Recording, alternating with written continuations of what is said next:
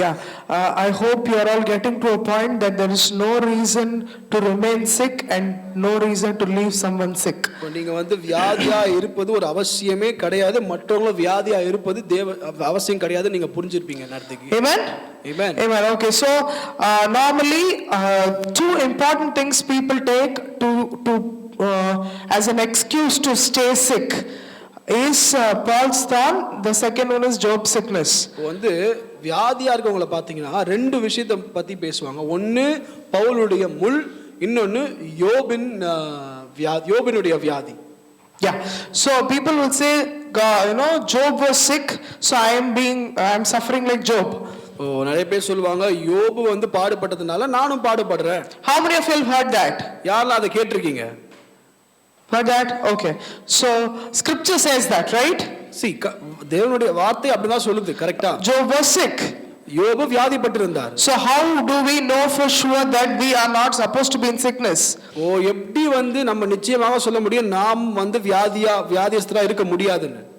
Okay, so first of all, the easy way to go for it is Job was not under the new covenant. யோபு பாத்தீங்கன்னா அவர் புது உடன்படிக்கையில இல்ல. Yeah, we don't even know if he was under the old covenant. அவர் வந்து பழைய உடன்படிக்கையில இருந்தாரா கூட நமக்கு தெரியாது. Yeah, because he lived way before Moses according to the chronological order. நிறைய வேத ஆராய்ச்சியாளர்கள் என்ன சொல்றாங்கன்னா யோபு வந்து மோசே காலத்துக்கு முன்பாக வாழ்ந்திருக்க வாய்ப்புகள் உண்டுன்னு சொல்றாங்க. Okay, to make it simple, for him Jesus' blood was not shed, for you the blood of Jesus is shed. மிகவும் எளிதா உங்களுக்கு புரிய வைக்கணும்னா யோபுக்காக இயேசுவின் ரத்தம் சிந்தப்படல, ஆனா உங்களுக்காக இயேசுவின் ரத்தம் சிந்தப்பட்டாயிற்று. Amen. You are in the new covenant, so sickness cannot touch you. நீங்க புது உடன்படிக்கைக்கு பாத்திரவான்கள், எந்த வியாதியும் உங்களை தொட முடியாது. The stripes of Jesus was taken so that you cannot be sick. அவருடைய தழும்புகளால் நாம் குணமாகணும் என்ற வார்த்தைப்படியே உங்களை எந்த வியாதியும் அணுக முடியாது. Amen. Amen. So I'll try to deal it from the scratch. First thing, it came from the devil, Bible says, not from God. முதலாவது என்ன சொல்றா, அது வந்து பிசாசினால் வந்தது. அந்த Job. Okay, இப்போ யோபு பாத்தீங்கன்னா யோபுக்கு அந்த வியாதி வந்து பிசாசினால் வந்ததுன்னு சொல்றாங்க. Job 2:7, take it. Job 2:7. யோபு 2ஆம் அதிகாரம் 7ஆம் வசனம் சொல்லப்படுகிறது. Satan struck Job. சாத்தான் யோபுவை வாதித்தான். It doesn't say God did it. இங்க வந்து பாத்தீங்கன்னா ஆண்டவர் வந்து யோபு வியாதிப்பட்டாருன்னு சொல்ல முடியாது. It was the devil, right? இது வந்து சாத்தான். So the next question comes, but God allowed it. அடுத்த கேள்வி என்னன்னா, ஏன் ஆண்டவர் வந்து இதை அனுமதிக்கிறார்? We need to know one thing, that before the new covenant everybody were born with the seed of Adam, with the seed of sin. புது உடன்படிக்கைக்கு முன்னாடி பாத்தீங்கன்னா எல்லாரும் ஆதாமின் வித்தாக பிறந்தார்கள். அவங்க அந்த வித்து பாவத்தின் வித்தா இருந்தது. So the devil had legal rights over them. சாத்தானுக்கு அவங்களுக்கு வந்து சகலவித உரிமையும் அவங்கள வாதிக்கிறதுக்கு உரிமை இருக்கு. Because they had the seed of sin. ஏன்னா அந்த அவங்களுக்குள்ள என்ன வித்து, இந்த பாவத்தின் வித்து இருந்ததுனால மனுஷங்களை வாதிக்க அவனுக்கு உரிமை கொடுக்கப்பட்டது. Right? So that's why God had to allow. அதனால்தான் ஆண்டவர் இதை அனுமதிக்க வேண்டியதாயிற்று. It is not God wanted to allow. இப்போ வந்து ஆண்டவர் வேணும்னே இதை செய்யல. God had to allow because he was under that covenant and there was no sacrifice for him. அந்த காலத்துல எந்த ஒரு கிருபாதார பலியை செலுத்தப்படல. அதனால தேவன் வந்து சாத்தான யோபுவை வாதிக்க அனுமதிச்சார். அனுமதிக்க வேண்டியதாயிற்று. Amen. Yeah, there is also one more scripture, Job 1:12. All that he has is in your power. Satan had power over mankind during this era. யோபு 1ஆம் அதிகாரம் 12ஆம் வசனம் சொல்லுகிறது, யோபு வாழ்ந்த காலத்தில் பூமி பிசாசுக்கு கீழ்ப்பட்டு அவன் அதிகாரத்தின் கீழ் இருந்தது. Scripture is here. கர்த்தர் சாத்தானை நோக்கி, இதோ அவனுக்கு உண்டானவை எல்லாம் உன் கையில் இருக்கிறது. Right? The devil had legal rights, but he doesn't have rights now because the stripes of Jesus was taken for you and me. அந்த காலகட்டத்தில் எல்லாம் பிசாசுக்கு கீழ்ப்பட்டிருந்தது. இப்போ வந்து நம் இயேசுவின் தழும்புகளால் குணமாயிட்டோம். இப்போ வந்து எந்த ஒரு தீங்கும் நம்மள வாதிக்க முடியாது. Amen. Amen. So we can never quote Job and say I am suffering like Job. இப்போ வந்து நம்ம எப்ப பார்த்தாலும் யோபு போல நான் பாடுபடுறேன், யோபு போல நான் வியாதிப்படுறேன் நம்ம சொல்லவே கூடாது. Yeah, amen. And yeah, the time of Job's suffering is just months. It's not like, I used to think he was suffering like 50-60 years. That's the picture I got. யோபு வந்து எவ்வளவு நாள் வியாதிப்பட்டார்னு பாத்தீங்கன்னா, நான் நினைச்சிட்டு இருந்தேன்னா ஒரு 50-60 வருஷம் வியாதியில இருந்தாரு. ஆனா யோபு வியாதிப்பட்ட காலம் சமயம் பாத்தீங்கன்னா ஒரு 2 மாதங்கள் தான். It's in Job 29:2. யோபு 29ஆம் அதிகாரம் 2ஆம் வசனம் அது சொல்றது. Read that. அதை படிக்கலாம். சென்று போன மாதங்களிலும் தேவன் என்னை காப்பாற்றி வந்த நாட்களிலும் எனக்கு உண்டாயிருந்த சீர் இப்பொழுது இருந்தால் நலமா இருக்கும். சென்று போன மாதங்களிலும். Yeah, it talks about months. அது வந்து ஒரு மாத கணக்கு தான் அது. Yeah, so it didn't happen forever in his life. வாழ்க்கை ஃபுல்லா ஒரு வியாதியிலே இல்ல. And then when God restored him back, it was more than double. தேவன் வந்து அவருக்கு இரட்டத்தனையா திருப்பி கொடுத்தாரு. அதை நீங்க படிச்சிருப்பீங்க, பார்த்திருப்பீங்க. Job 42:10 says that. You can get the manual and check those scriptures. யோபு 42 நீங்க எடுத்து பாத்தீங்கன்னா யோபு வந்து எப்படி இரட்டத்தனையா ஆசீர்வதிக்கப்பட்டார்னு அதுல போட்டிருக்கோம். Yeah. Oh yeah, this is the next important thing. Now this is a very important question. Very genuine people have this question. Jesus could not heal everyone. நீங்க மிகவும் முக்கியமான காரியம் நம்ம அடுத்த காரியம் பேச போறோம். இயேசுவால் குணப்படுத்த முடியவில்லை நிறைய பேர் சொல்றாங்க. There were some places, there is a scripture where Bible says Jesus could not heal. வேதாகமத்துல பாத்தீங்கன்னா ஒரு சில இடங்கள்ல இயேசுவால சுகப்படுத்த முடியல அப்படின்ற வசனங்கள் வருது. There is a scripture, so it is right for anybody to ask that question. எல்லாருக்கும் அந்த கேள்வி கேட்கிறதுக்கு உரிமை இருக்கு. Yeah, Mark 6:5. மார்க் 6ஆம் அதிகாரம் 5ஆம் வசனம்ல இருக்கு. Very good. Here it says, and he could there do no mighty work save that he laid his hands upon few sick folk and healed them. பாத்தீங்கன்னா அவர் சில நோயாளிகள் மேல் கைகளை வைத்து அவர்களை குணமாக்கினதே அன்றி வேறொரு அற்புதம் செய்யக்கூடாமல் போயிற்று. Okay, I want you all to listen to me very carefully for another 5 minutes. Okay, வந்து அடுத்த 5 நிமிடங்கள் என்ன முக்கியமாக கவனிங்க. நம்ம பேச போற விஷயத்தை, we are not teaching here that you should not have faith, the people should not have faith. We are not saying that. உங்களுக்கு வந்து விசுவாசம் இருக்கணும், மத்தவங்களுக்கு விசுவாசம், உங்களுக்கு விசுவாசம் இருக்க கூடாது, நோயாளிக்கு விசுவாசம் இருக்க கூடாது நீங்க பிரசங்கம் பண்ணல. அவங்களுக்கு இருக்க தேவையில்லை. நீங்க விசுவாசிக்கும் போது, when you have faith, they need not have faith is what we are teaching you. Are you all understanding? See, the motive of the meeting is to train people. We need to get that. Yeah. இந்த கூடுகையின் மிக முக்கியமான காரியம் என்னன்னா, உங்க எல்லாரும் ஒரு பயிற்சிக்குள்ளாக ஒரு பயிற்சி முகாமா தான் நாங்க அதை பார்க்கிறோம். Tomorrow when you will go to the hospital to pray for somebody, இப்ப நீங்க நாளைக்கே ஒரு மருத்துவமனைக்கு போய் ஒருத்தருக்காக ஒரு சுகவீனமான கையை வைக்கும்போது, immediately the devil will play in your mind. He will say that person has unforgiveness, that person has unbelief. He will give you 100 reasons why he will not be healed.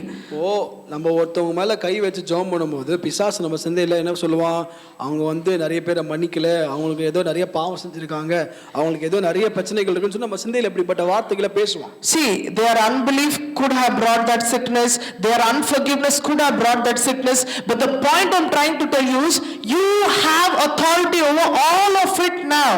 நான் என்ன சொல்ல வரேன்னா, அவங்க அவிசுவாசியாவே இருக்கலாம், அவங்க விசுவாசிக்காமயே போலாம், அவங்க நிறைய பேரை மன்னிக்காமவே இருக்கலாம், அவங்க பெரிய தப்பே செஞ்சிருக்கலாம், அவங்க அந்த தப்பு அந்த நோயை கொண்டு வந்திருக்கலாம், ஆனா உங்களுக்குள்ள அது எல்லாவற்றையும் மேற்கொள்ற வல்லமை இருக்குன்னு சொல்ல வரேன். ஆமென். Now Mark 16:16 we say that believers will lay hands on the sick and the sick shall recover, right? Mark 16:16 சொல்லுது, விசுவாசிகள் மத்தவங்க மேல் கை வைக்கும்போது அவங்க சுகமாவார்கள் சொல்லப்படுது. Yeah, and it says these signs shall follow them that believe. These signs shall follow them that believe. இதுனா இது ஒரு அடையாளமாக இருக்கிறது. These the miracles are signs. இந்த அற்புதங்கள் எல்லாம் ஒரு அடையாளத்தை குறிக்கிறது. Yeah, why they are signs? ஏன் அது அடையாளமா இருக்குதுன்னா, sign is not needed for a person who believes. Sign is needed for a person who does not believe. அடையாளம் யாருக்கு தேவைனா, யார் நம்ப மாட்றாங்களோ அவங்களுக்கு தான் அடையாளம் தேவை. Yes, Gideon asked for sign. Gideon வந்து அடையாளம் கேட்டார். Is it because he had a lot of faith?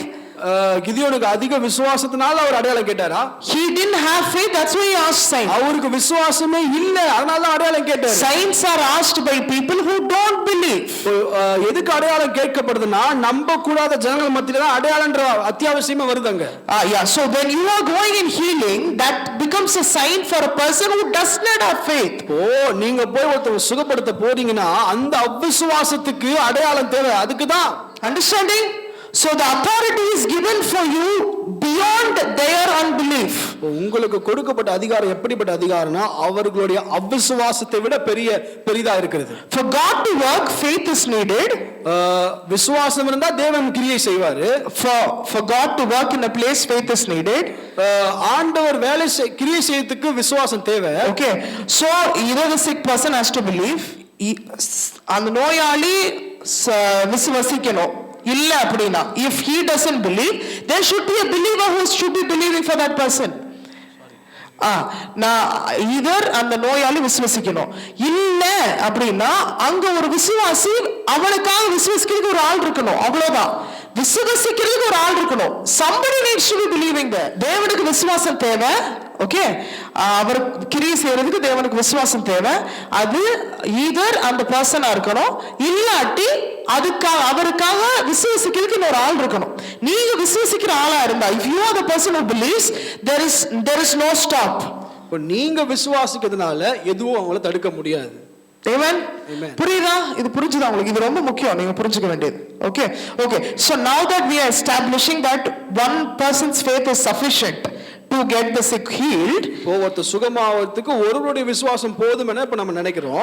We are establishing it. இப்போ அத பத்தி நம்ம வந்து அது நம்ம கத்துக்கொண்டிருக்கோம். Yeah, so two more examples. The centurion servant got healed. இப்போ பாத்தீங்கன்னா அந்த நூற்றுக்கதிபதியுடைய வேலைக்காரன் சுத்தமாவறாரு. Right?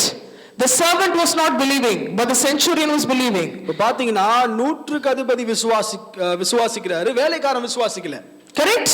Yeah, and the four friends who brought, who took the roof off and put, the Bible says Jesus saw their faith, not this guy's faith. பாத்தீங்கன்னா இயேசு பிரசங்கிச்சிட்டு இருக்கும்போது 4 பேர் ஓட்ட பிரிச்சு ஒரு வியாதியஸ்தரை கூட்டி வந்து ஓட்ட பிரிச்சு அந்த வீட்டுக்குள்ள இறக்குறாங்க. இயேசு சொல்றாரு இவனுடைய விசுவாசம் இல்ல, இந்த 4 பேருடைய விசுவாசம் தான் அந்த சுகத்தை கொண்டு வந்ததுன்றார். Amen. So it's not necessary that the sick person needs to be believing all the time if we are available believing for that person. ஒரு வியாதியஸ்தர் வந்து எப்பவுமே விசுவாசிச்சு தான் இருக்கணும்ன்ற அவசியம் கிடையாது. If we are available to believe for him. இப்போ அவங்களுக்காக நாம விசுவாசிக்க வந்து ஆயத்தமா இருந்தோம்னா. Yes. Okay. Now you all are clear with that? நான் சொல்றது புரிஞ்சதா உங்களுக்கு எல்லாருமே? Yes. Okay. Now having said that, the question will come from Mark 6:5. Jesus laid hands on few sick people and healed them. That scripture says he could not do mighty work save that he laid hands on few sick folk and healed them. இப்போ mark 6ஆம் அதிகாரம் 5ஆம் வசனம் பாத்தீங்கன்னா அங்கே அவர் சில நோயாளிகள் மேல் கைகளை வைத்து அவர்களை குணமாக்கினதே என்று வேறொரு அற்புதம் செய்யக்கூடாமல் போயிற்று. So the question comes here, Jesus himself could not do. இப்போ என்னன்னா ஆண்டவராகிய இயேசு கிறிஸ்துவினாலே செய்ய முடியலையே, because of their unbelief.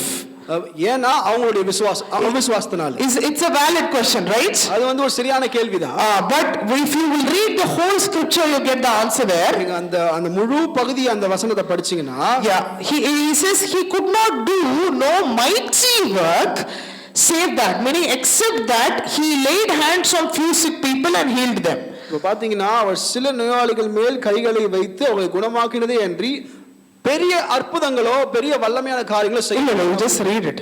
அற்புதமும் செய்யக்கூடாமல் போயிற்று. Okay, now it says who he laid hands on, they got healed. இப்போ யார் மேல அவர் கைகளை வைத்தாரோ அவங்களா சுகமாக்கப்பட்டாங்க.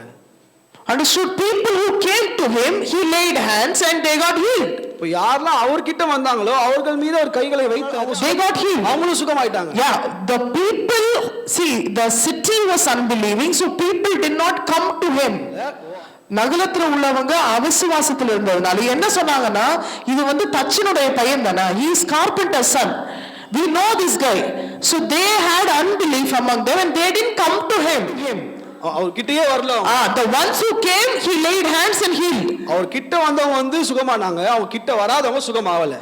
So Bible says there could be no mighty work because these people never showed up. இப்போ ஏன் அவரால பெரிய காரியங்கள் செய்ய முடியலனா அவங்க இயேசு கிட்ட வரல. But the people who came, he believed and he got them free. இப்போ யாரெல்லாம் இயேசுவை தேடி வந்தாங்களோ அவங்க வந்து சுகமாக்கப்பட்டாங்க, விடுவிக்கப்பட்டாங்க. புரியுதா உங்களுக்கு? Are you understanding? Which means when you are going and laying hands, you will see the healing. You don't have to evaluate their faith. That's what I'm trying to say. என்ன சொல்ல வரேன்னா, நார்மலா okay, I'll share my experience in 2 minutes so you'll understand. Because of this scripture, when I used to go to pray for somebody, I used to sit and talk to them for 1 hour, think that I have to develop certain amount of faith and then pray. இப்போ நான் வந்து ஒருத்தவங்களுக்கு சுகமாக்குறதுக்காக அவங்க வியாதிப்பட்டிருக்காங்க ஜெபிக்கிறதுக்கு போறேன்னா, நான் first என்ன பண்ணுவேன்னா அவங்க கிட்ட கொஞ்ச நேரம் பேசி அவங்க விசுவாசத்தை கொஞ்சம் ஊக்குவிக்கலாம், விசுவாசமான காரியங்களை பேசலாம்னு சொல்லிட்டு நான் யோசிச்சுட்டு போவேன். Okay, so I used to talk for 1 hour. இப்போ 1 மணி நேரம் நான் விசுவாசத்தை பத்தி பேசுவேன். And I will still not be sure if he got enough faith for the healing to happen. இப்போ அவருக்கு வந்து விசுவாசம் வந்துருச்சா இல்லையா, விசுவாசம் இருந்தா இப்ப நம்ம ஜெபம் பண்ண ஆரம்பிக்கலாமா, இல்ல இந்த விசுவாசம் போதுமா சுகமாவதுக்கு நான் யோசிப்பேன். So I myself I am not set. இப்போ நானே அந்த இடத்துல கொஞ்சம் தடுமாறுவேன். And then I go to pray with this half mindset. இப்போ இந்த ஒரு அரைகுறை சிந்தையில நான் போய் ஜெபிக்கும் பொழுது and with confusion, இப்போ குழப்பத்துல most of the time we lose the miracle. இப்போ நிறைய தடவை அந்த இடத்துல அற்புதம் நடைபெறாம போயிருக்கு. For me it has happened. எனக்கு அது நடந்திருக்கு. Because I understood that from this scripture that Jesus himself could not heal.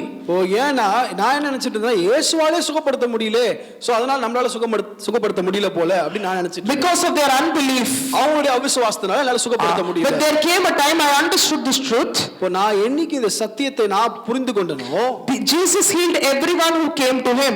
இப்போ யார்கிட்டலாம் இயேசு வந்தாங்களோ அவங்க எல்லாரையும் இயேசு சுகப்படுத்தினாரு. Also notice it says he could not do no mighty work. It does not say he could not heal. இப்போ அங்க தெளிவா சொல்லுது அவரால் சுகப்படுத்த முடியலன்னு சொல்லல, he could not do mighty work. It says we don't know what that mighty work is. We can't do our own definitions there. அந்த இடத்துல வந்து mighty work இங்கிலீஷ்ல போட்டுருக்கு, தமிழ்ல பாத்தீங்கன்னா அற்புதம்னு போட்டுருக்கு. அது என்னன்னு சரியா நமக்கு தெரியல. Okay, so but right now we are talking regarding healing. We are right now focused on the subject of healing. இப்போ வந்து நம்ம சுகத்தை பத்தி தாங்க பேசிட்டு இருக்கிறோம். சுகம் என்ற பாடத்தை தான் நம்ம படிச்சிட்டு இருக்கிறோம். Yeah, for healing their unbelief is not a stop for you.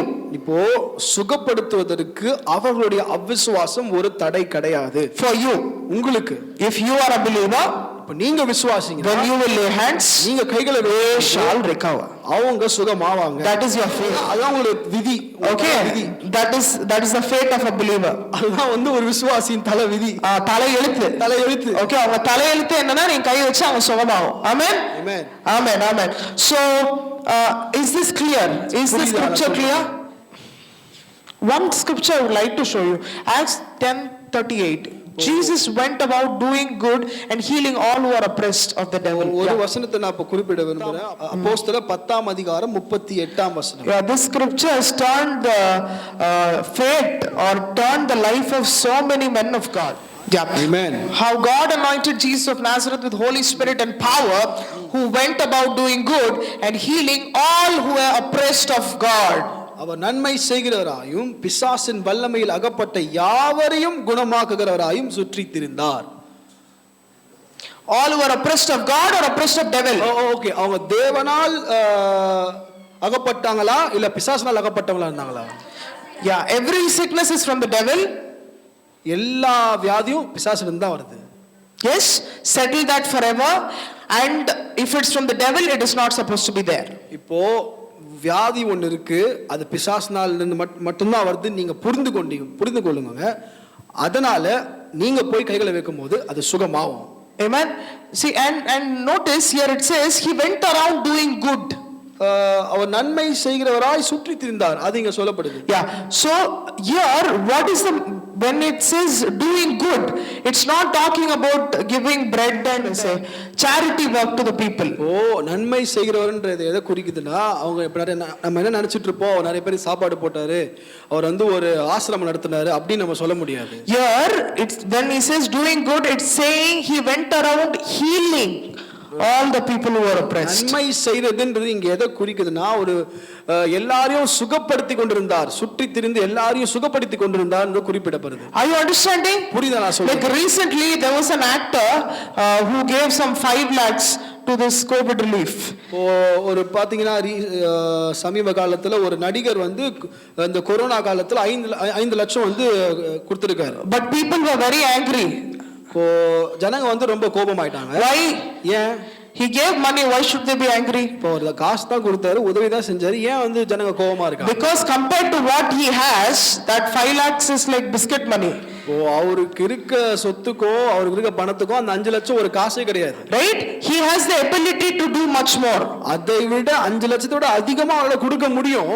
Right? The same way when we think all that we can do for a sick person is, put some move and massage, or, give some soup, or maybe get them medicines, that's what we are doing. We are not giving what we actually have. இப்போ நம்ம வந்து ஒரு வியாதிஸ்தரை பார்த்து ஒரு massage பண்றோமோ இல்ல ஒரு soup கொடுக்கிறோம். You have the power of the Holy Spirit. உங்களுக்குள்ள தேவனுடைய ஆவியானவர் இருக்கார். You have his healing inside of you. உங்களுக்குள்ள அவருடைய சுகம் இருக்கிறது. Amen. So doing all those things is not the good Bible talks about. When Bible talks good, he is saying giving the best you have, which is God himself, his virtue, his power. கொடுக்கிறதுனா உங்ககிட்ட என்னக்கோ அதை கொடுக்கிறது கிடையாது. உங்ககிட்ட சுகம், உங்ககிட்ட இருக்கிற அந்த வல்லமை, உங்ககிட்ட அந்த சுகத்தின் வல்லமையை நீங்க கொடுக்குறீங்க. Amen. Getting it? Yes. Okay. Yeah. Is it true that God hasn't healed because he knows if he healed we would sin? நிறைய பேர் நினைப்பாங்க, ஆண்டவர் என்ன சுகப்படுத்தாம வச்சிருக்காரு, எனக்கு சுகம் மட்டும் கொடுத்துட்டாருன்னா நான் போய் திரும்ப பழைய வாழ்க்கைக்கு போயிடுவேன், திரும்ப தப்பெல்லாம் பண்ண ஆரம்பிச்சிடுவேன், அதனால என்ன இந்த வாழ்க்கையிலே வச்சிருக்காரு அப்படின்னு நினைக்கிறாங்க. Yeah, first of all, Matthew 5:44 to 45 says the sun rises on the good and the evil. மத்தேயு 5:45 இருந்து 44-45 பாத்தீங்கன்னா சூரியன் நல்லோர் மேலும் தீயோர் மேலும் உதிக்க பண்ணுகிற தேவன் அப்படின்னு எழுதியிருக்கு. Yeah, and first of all your healing is made available before you ask on the cross. அதாவது உங்களுடைய சுகம் வந்து நீங்க கேட்கிறதுக்கு முன்னாடியே அவர் கொடுத்துட்டார் சிலுவையின் மூலமாக. Right? If he had to think, he should have thought about it on the cross. உங்களை சுகப்படுத்தணுமா வேணாமான்னு யோசிக்கிற நிலைமையில ஆண்டவர் இருந்தா அத வந்து அவர் சிலுவையில கொடுக்கிறதுக்கு முன்னாடி யோசிச்சிருக்கணும். இப்ப யோசிக்க முடியாது. Yeah, because he gave it unconditionally. அவர் ஏற்கனவே கொடுத்துட்டாரு, இப்ப எப்படி யோசிப்பாரு? Yeah, right now if a person is not healed, it's only because they are not connecting with the truth. That's the only reason. அவர் கொடுக்க வேண்டியது ஏற்கனவே கொடுத்துட்டாரு. இவங்க சுகவீனமா இருக்காங்கன்னா சத்தியம் தெரியாம இல்ல இவங்களை சுகப்படுத்துறதுக்கு யாரும் இல்லாதனால சுகவீனமா இருக்காங்க தவிர ஆண்டவர் கொடுக்கிறத பத்தி யோசிக்கிறாரா யோசிக்கலையாங்கிறது இங்க விஷயமே இல்ல. Yeah, amen. So 34, God chooses who and when to heal. ஆண்டவர் வந்து யாரை எப்ப சுகப்படுத்தணும் அப்படின்னு நேரம் குறிச்சு காலம் வச்சிருப்பாருன்னு சில பேர் நினைக்கிறாங்க. Again it's the same scripture 1 Peter 2:24. அதுவும் அதேதான் 1 பேதுரு 2:24 எழுதி இருக்கிறபடி if he had to decide that, it was supposed to be decided on the cross. On the cross he decided to heal everyone and God's timing was the cross. ஹல்லேலூயா. அப்போ இதுல என்னன்னா இவரை வந்து 2010 சுகமாக்கணும், அவரை 2021 சுகமாக்கணும் அப்படின்னு ஆண்டவர் நேரம் காலம் நிர்ணயிக்கிறது இல்ல. எல்லோரையும் சிலுவையில் ஒரே பலி செலுத்தி ஒரே முறையாக ஒரே தரம் எல்லோருக்காகவும் மரித்து கிரயத்தை செலுத்திட்டாரு. அங்கதான் எல்லாரும் சுகமானாங்க. இப்ப திரும்ப ஆண்டவர் டைம் வைக்கிறதுக்கு வேலையே கிடையாது. ஆமென். Amen.